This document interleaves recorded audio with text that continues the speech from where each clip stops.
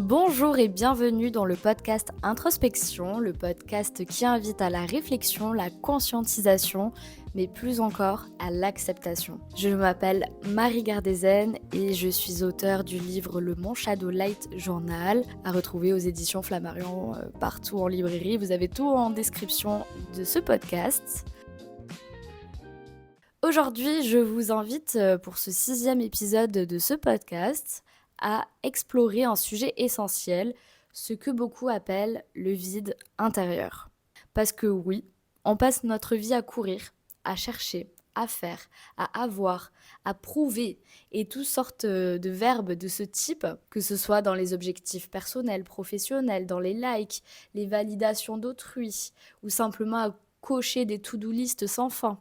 Et dès qu'un moment de calme se présente, on le remplit aussitôt, que ce soit de musique, de séries, de discussions superficielles, de scroll sans fin sur les réseaux sociaux. Mais alors pourquoi cette fuite ? Pourquoi ce besoin constant de combler un silence, une solitude profonde, un espace invisible en nous ? Parce que ce silence, ce vide, il fait peur. Combien de fois ai-je entendu sur les réseaux sociaux autour de moi, ou même de ma propre voix, je suis entourée et pourtant, je me sens seule. Et si ce que vous appelez vide était en réalité la porte d'entrée vers votre vérité la plus intime ?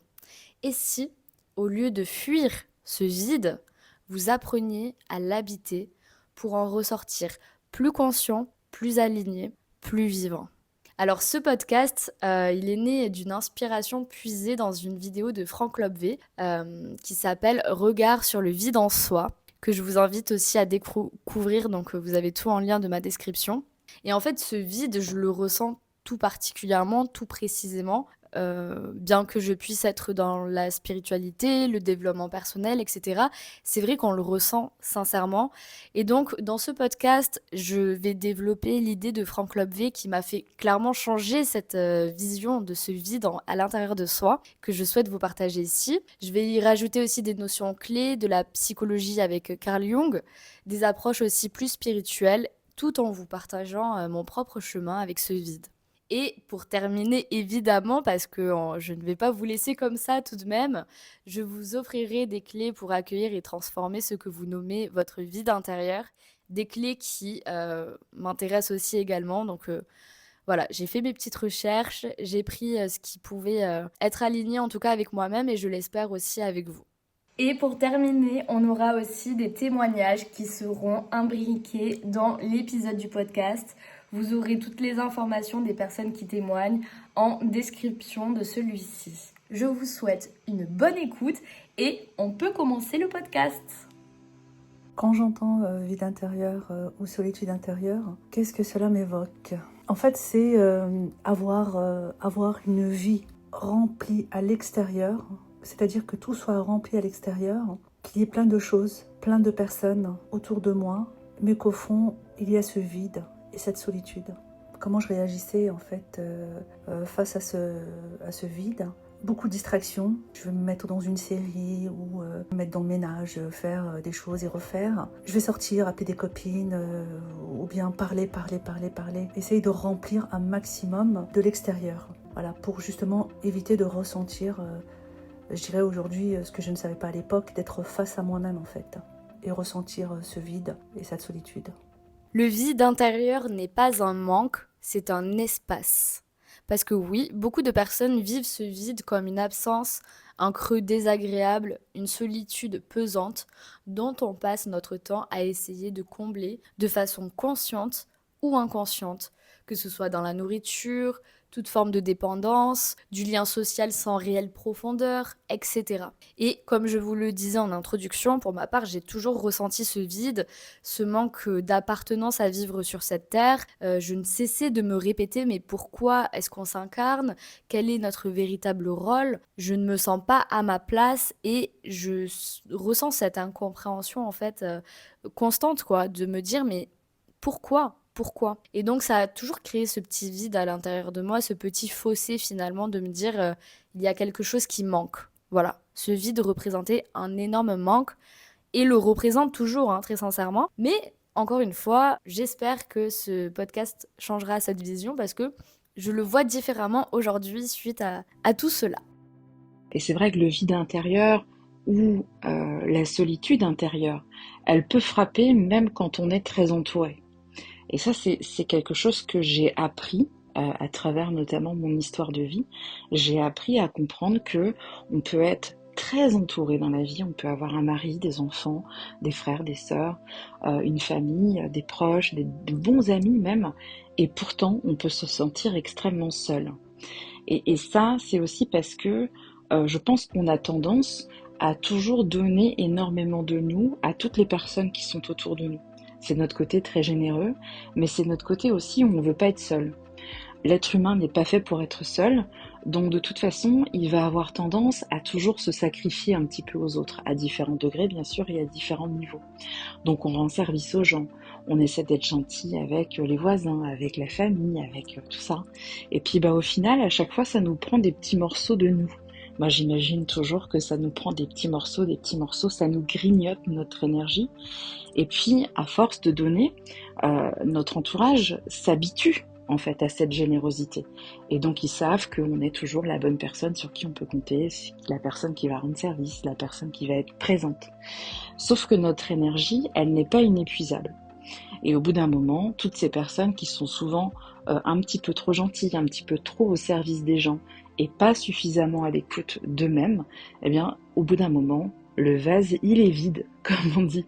Là, pour le coup, c'est pas le vase, il est plein, c'est le vase, il est vide.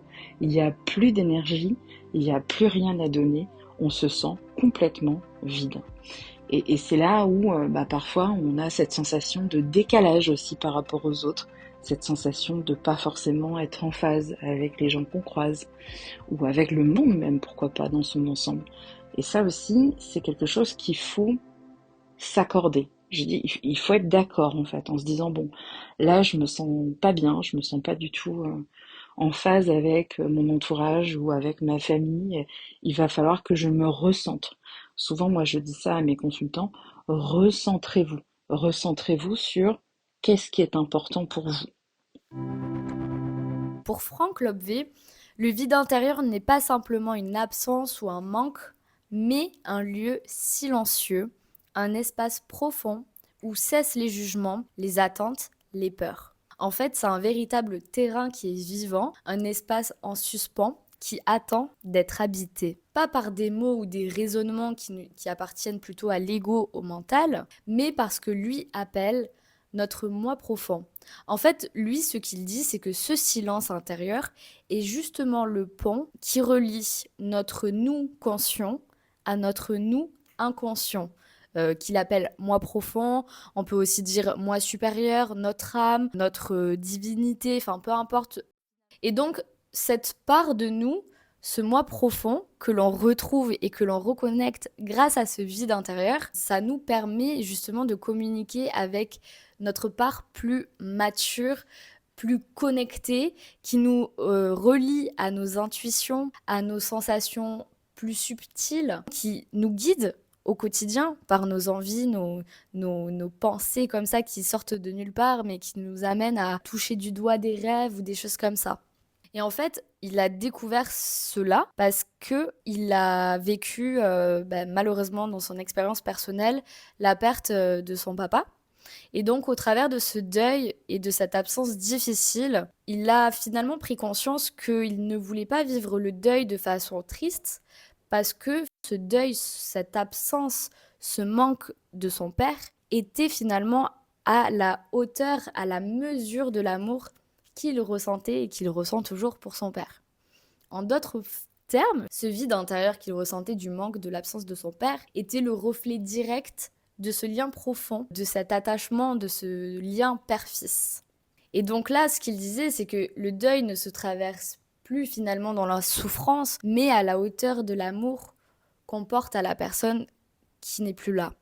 Donc vous voyez, je ne sais pas si vous comprenez où est-ce qu'il veut en venir, mais ça fait tellement tout son sens avec ce vide intérieur. Parce que lorsque la souffrance du vide se fait sentir, ce n'est pas uniquement une douleur à fuir, mais plutôt un signe puissant de la richesse du lien qui vous unit à cette personne. Et comme j'aime toujours à dire, l'amour triomphe toujours. Et c'est ça qui est incroyable, quoi. C'est que malgré la souffrance, la perte, etc., il y a toujours cet amour. Et c'est ce manque de cet amour, de cette connexion aussi. Mais qui est finalement là, quelque part. Mais enfin, bref. Donc finalement, Frank Lobvé pousse encore plus loin cette réflexion du deuil de son père pour la relier à notre blessure originelle que nous portons tous, liée à la séparation de la source, que l'on peut appeler Dieu, la nature, la vie, peu importe selon vos propres croyances, mais finalement, ce fameux amour originel que l'on ressent quand parfois on peut être très connecté, très élevé spirituellement, lors de méditation, lors de prières. Voilà, c'est vraiment cet amour puissant qui, je pense que si vous l'avez déjà connu ou ressenti, vous savez ce que c'est. Donc finalement, ce vide que l'on ressent en nous, ce qu'il dit, c'est que c'est ce manque d'amour ou de complétude à la racine même de notre existence. C'est le manque de la source, de là où on vient. Donc c'est un espace que tout le monde essaie de combler, mais en essayant de combler ce vide intérieur, parce que je vous ai cité déjà tout à l'heure, les dépendances, les choses comme ça, en essayant de combler ce vide, on finit par s'en éloigner, ce qui amplifie encore plus ce vide originel.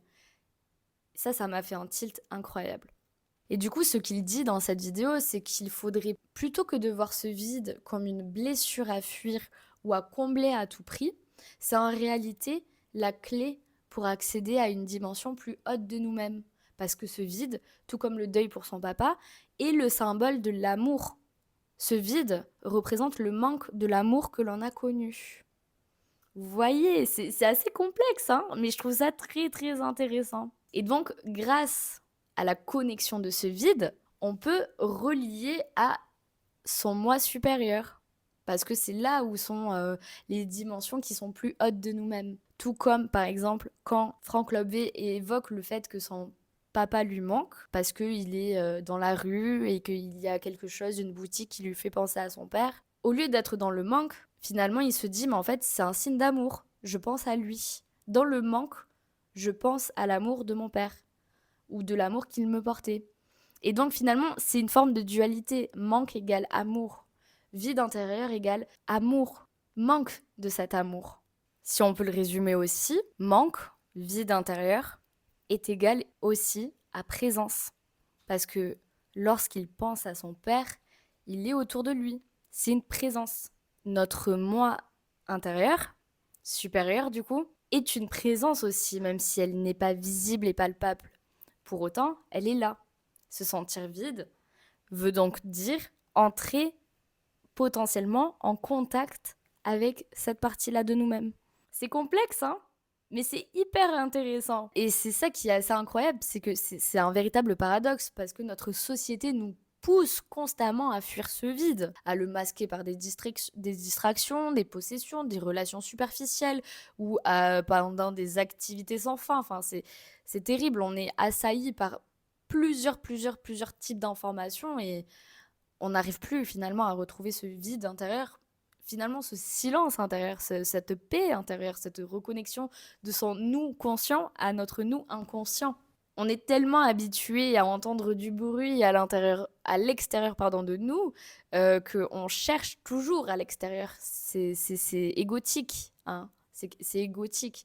Alors que finalement, c'est précisément en accueillant ce vide, en arrêtant de le remplir mécaniquement, que l'on peut retrouver le contact avec notre essence profonde, ce noyau sacré en nous où réside la paix, la sagesse, l'intuition. Et le but et l'objectif, c'est finalement de ne pas voir ce vide comme une menace, mais comme un appel à se reconnecter à soi-même, à la source de notre amour, à cette lumière intérieure qui nous guide vers une vie plus authentique, pleine de sens. Est-ce que je pense que ce vide peut avoir un sens ou un rôle positif dans la vie de chacun ?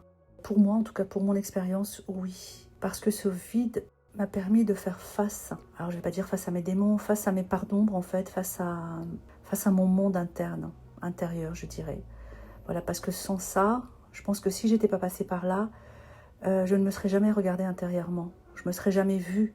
Parce qu'en fait, ouais, c'est ça, c'est que je ne me voyais pas. tout ce que je faisais, c'était pour mes enfants, pour ma famille, pour mon mari en fait. Mais moi, j'étais inexistante justement.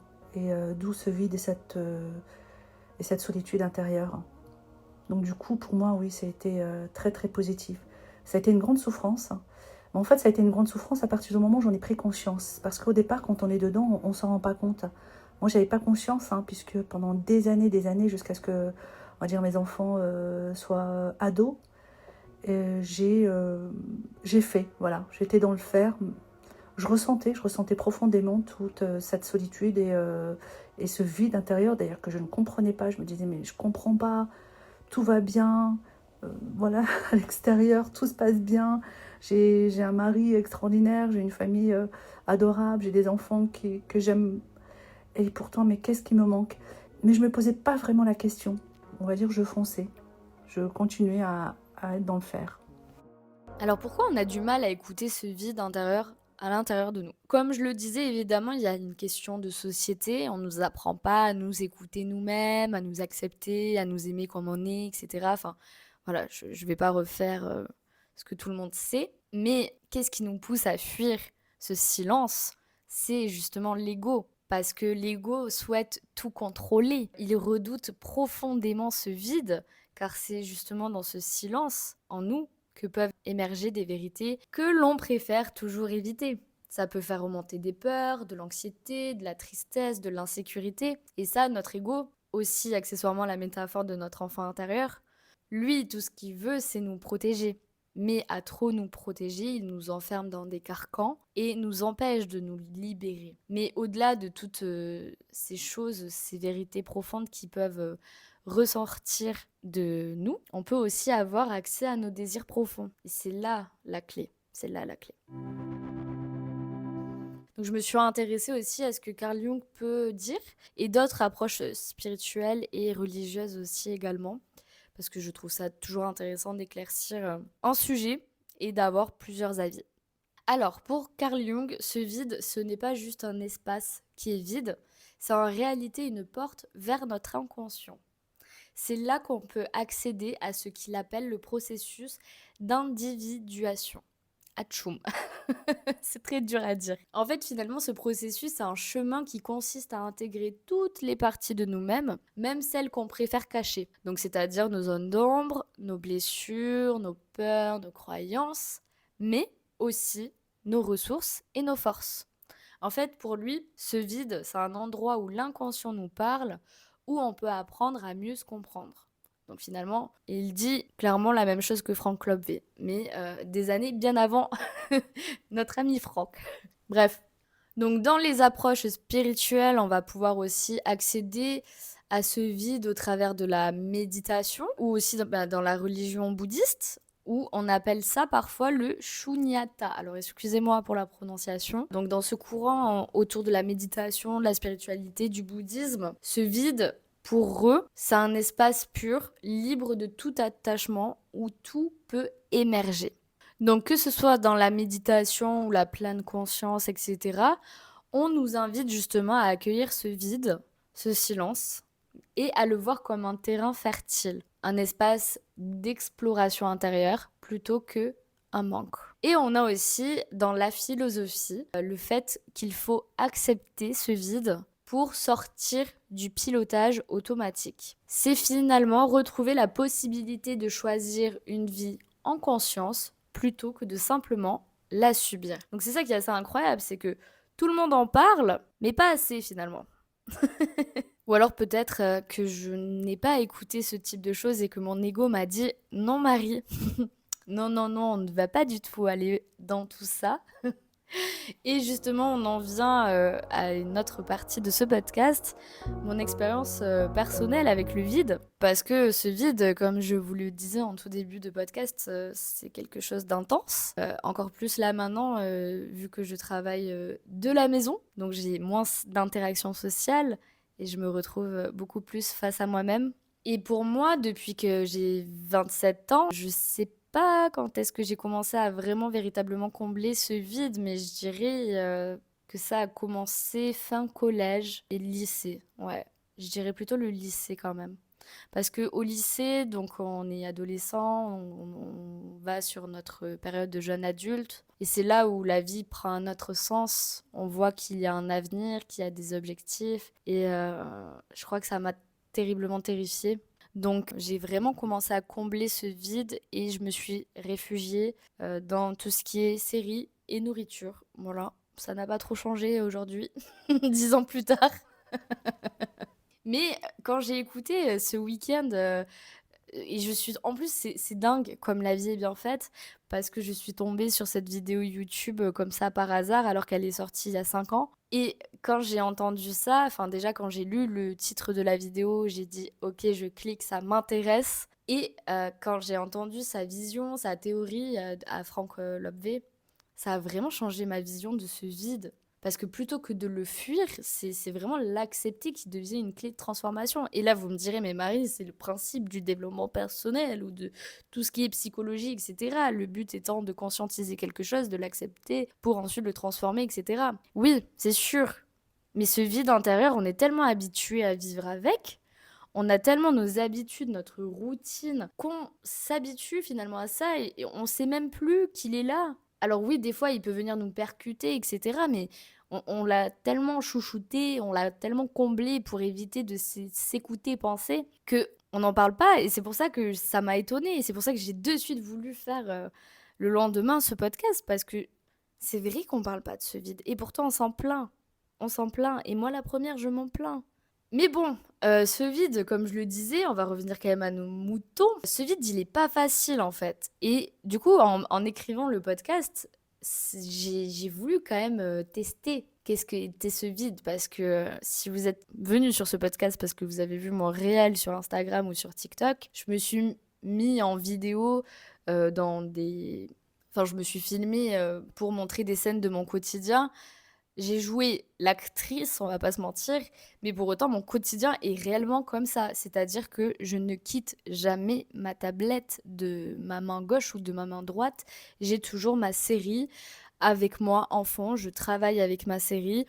Ou bien j'écoute de la musique. Enfin, je suis très, très, très, très peu souvent dans le silence parce que ça m'angoisse. Très sincèrement, ça m'angoisse. Et c'est vrai qu'en écrivant le podcast, je me suis dit, bah, Marie, quand même, pourquoi tu ne t'es jamais posé la question de pourquoi ça t'effraie autant ce silence? Du coup, j'ai testé. Donc, j'ai arrêté ma série pendant l'écriture du podcast et j'ai écouté le silence. Donc, j'ai ma clim quand même en bruit de fond. Donc, peut-être, est-ce qu'on est vraiment dans le silence?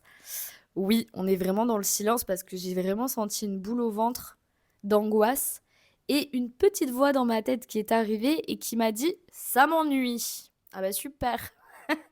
Voilà que la voix de mon ego a tout dit. Alors que pourtant, pourquoi l'ego s'ennuierait alors que je suis actuellement en train de réaliser un podcast, que je me régale à faire ça et que j'adore traiter ce type de sujet et de vous le partager. Du coup, j'ai un peu cherché sur le net les raisons de ne pas apprécier ce silence. Parce que je me suis dit, est-ce que c'est dû à mon histoire personnelle? Est-ce que c'est dû à mes habitudes? Qu'est-ce qui... Pourquoi? Pourquoi suis-je comme ça? Après tout, c'est le podcast introspection, donc on introspecte, pardon.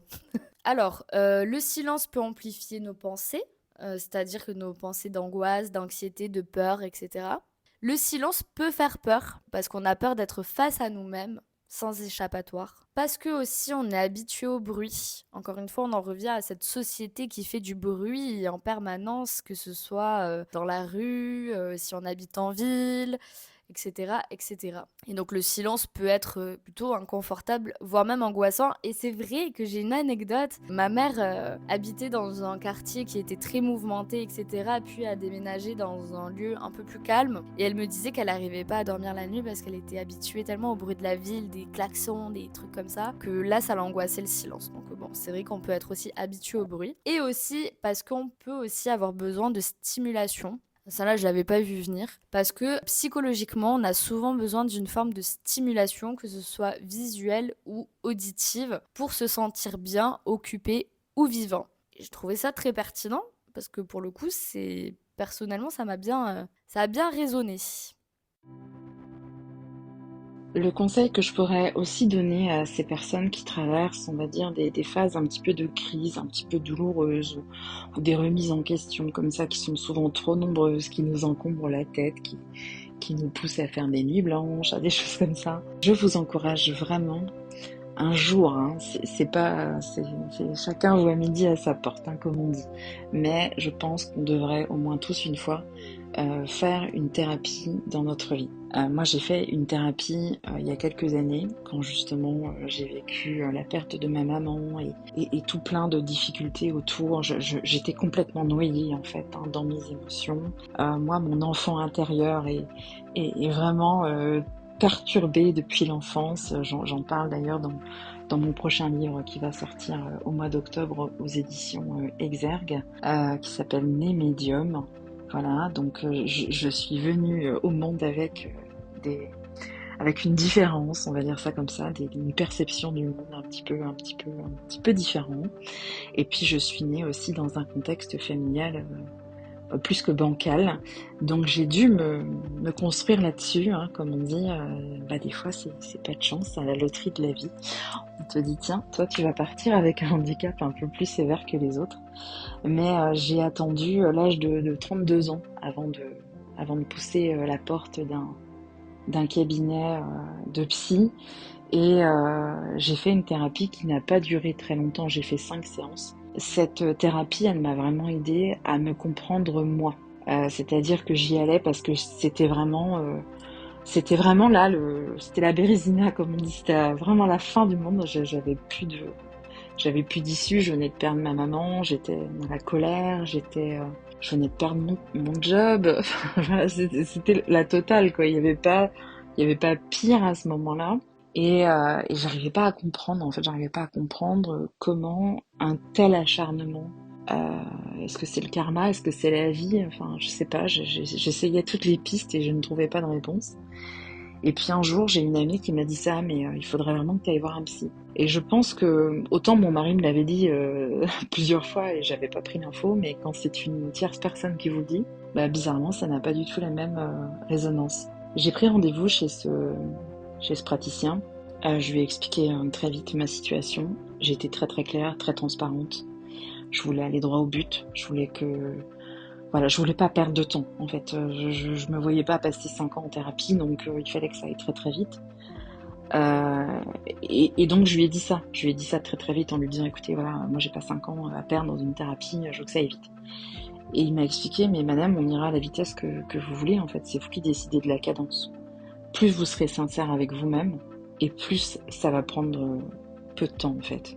Et c'est vrai que ça a été douloureux, dans le sens où mes séances étaient très intenses. Et en même temps, il m'envoyait dans des réflexions qui étaient des réflexions fortes, qui me permettaient de comprendre comment je m'étais construite, comment j'avais déclenché certainement aussi des mécanismes de défense par rapport justement à mon enfance. Ça me permettait aussi de comprendre comment je réagissais avec les hommes, comment je réagissais aussi avec les femmes, dans ma vie professionnelle aussi.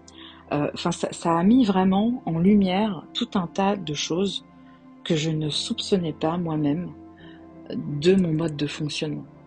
Donc c'est vrai que je le recommande très souvent. Je dis toujours aux gens, si un jour ça va pas, si vous sentez complètement débordé, si même vous vous sentez une extraterrestre dans votre vie, ça c'est souvent des choses que j'entends aussi, prenez le temps, un jour, de vous offrir l'occasion de savoir comment vous fonctionnez vraiment et qui vous êtes vraiment en allant voir un bon thérapeute. On arrive bientôt à la fin de ce podcast. Donc j'ai cherché des petits exercices, des petits conseils pour apprivoiser ce vide intérieur. Alors, déjà, il faut commencer petit à petit. Par exemple, là, quand je me suis fait le test là d'écrire le podcast et d'enlever ma vidéo, je me suis dit, ok, je pourrais me faire ça, par exemple, pendant 10 minutes. Obligatoire, sans bruit, silence. Si ça me va, je continue en silence. Si ça m'angoisse trop, j'arrête et je reprendrai par exemple le silence l'après-midi, pareil, sous forme de 10 minutes. C'est soit 10 minutes ça passe, Si ça passe, on continue. Si ça passe pas, ben ça casse et on essaye une prochaine fois. Voilà. Faut se donner des petits objectifs pour changer les habitudes de notre ami Lego. Voilà, donc ça, c'est une technique que je me suis dit à moi-même, donc peut-être que ça pourra vous aider. Après, j'ai fait aussi mes petites recherches, mais c'est clairement ce qui est dit, hein, c'est il faut commencer déjà petit. Pas besoin de longue méditation, ça peut être vraiment 30 secondes, juste pour respirer profondément, sentir vos pieds au sol, ressentir votre corps. Voilà, juste souffler, vous ancrer et respirer. Respirez vous-même, quoi, enfin, votre aura, vous voyez? Vous sentir en vie, présent. Ensuite, vous pouvez transformer les moments qui sont simples de votre vie pour justement des moments de silence intérieur. Par exemple, quand vous êtes dans votre voiture, silence. Quand vous marchez, vous prenez pas votre téléphone. Quand vous prenez une douche, pareil, silence. Quand vous prenez un café, pareil, silence. Quand vous êtes dans les transports en commun, pareil, silence. Si vous l'avez répété en même temps que moi, c'est que vraiment on est sur la même longueur d'onde. Mais juste pour vous faire déculpabiliser, moi, typiquement dans une voiture, s'il n'y a pas de musique, ça m'angoisse. Si je vais sous la douche sans ma série, c'est l'angoisse. Enfin, voilà, bon, je vous passe après tout mon quotidien, mais c'est vrai que en faisant ce podcast, je me rends compte que waouh, il y a vraiment quelque chose à travailler sur le fait d'être face à soi-même. Et puis, accueillir aussi ce qui vient parce que dans ce silence, comme par exemple j'ai testé, ça m'a fait une angoisse au ventre, eh bien accueillir cela. Parce que c'est vrai que ça peut faire remonter des choses, parce qu'on n'est pas habitué, donc le corps se met en insécurité et en hypervigilance. Mais c'est ok, c'est une émotion qui est là, qui a quelque chose à dire. Donc laissez-la exister. Cherchez pas forcément à l'analyser, mais vous pouvez juste simplement la conscientiser. Par exemple, la sentir dans votre partie du corps et vous dédoubler quelque part et la partie de vous qui est angoissée se dédouble de votre partie de vous qui n'est pas angoissée et qui regarde la partie angoissée et qui se dit ok, là je suis angoissée, ça me fait ça me fait ressentir ça. Vous pouvez nommer votre émotion. Vous pouvez peut-être avoir un souvenir qui vous surgit. Vous pouvez l'écrire sur papier pour déposer ce souvenir ou juste vous dire ok, c'est vrai que là, ça me rappelle ça quand j'étais enfant ou quand j'étais adolescent ou quand j'étais au travail la semaine dernière et ça m'a déplu, ça m'a mis dans l'inconfort et c'est ok, c'est ok.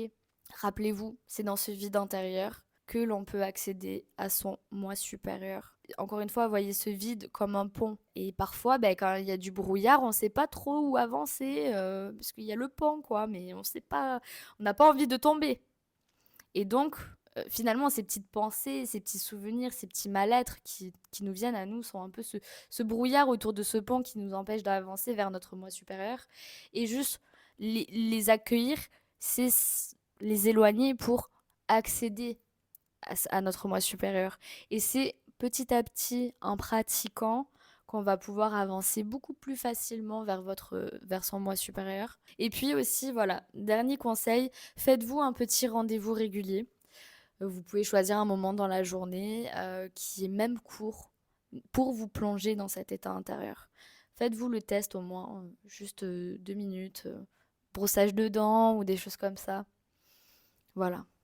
Et j'en suis persuadée, même si je n'ai pas mis tout en pratique, mais je suis persuadée sincèrement que petit à petit, le vide deviendra moins effrayant et beaucoup plus accueillant. Et je suis très curieuse de savoir qu'est-ce que ça peut donner. Franchement, je suis très très curieuse. Donc pourquoi pas tester? Osons, osons.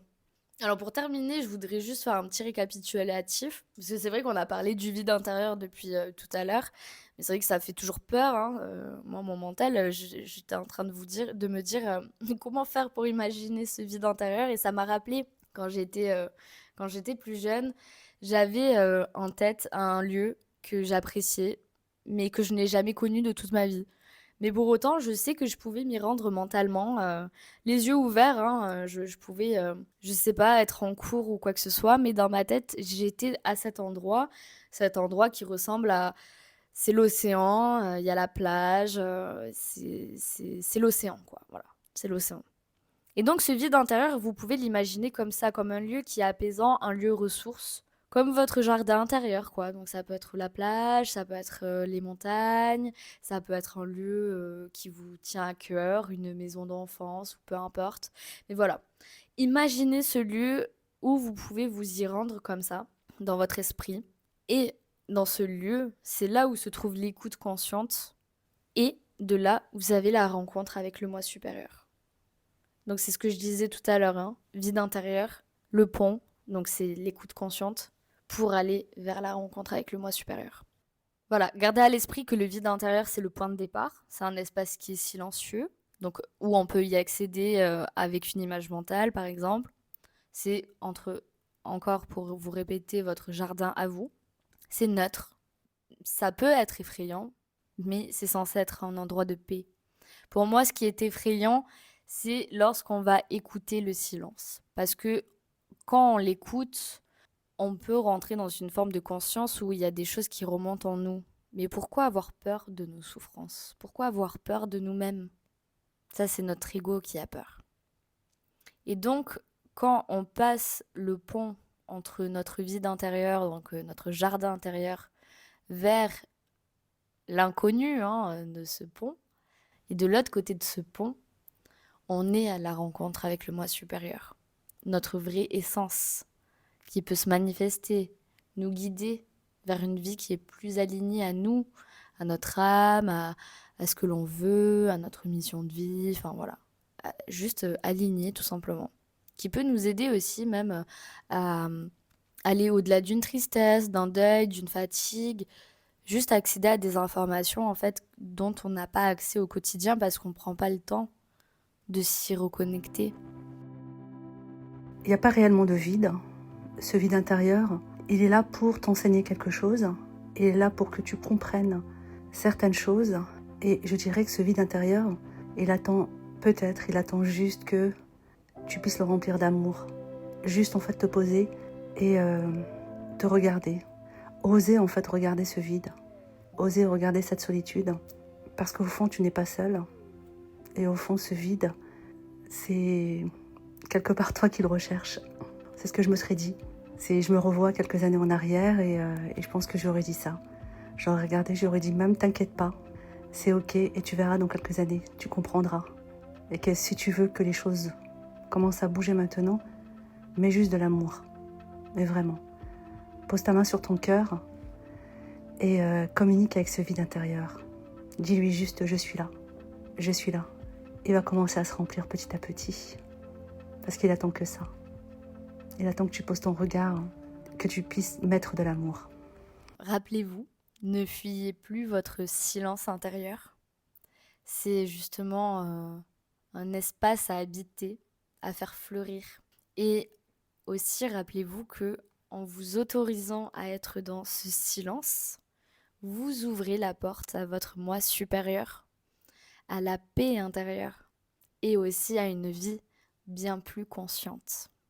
Parce que de l'inconscient au conscient, il n'y a qu'un pont, et ce pont, c'est vous, c'est l'écoute.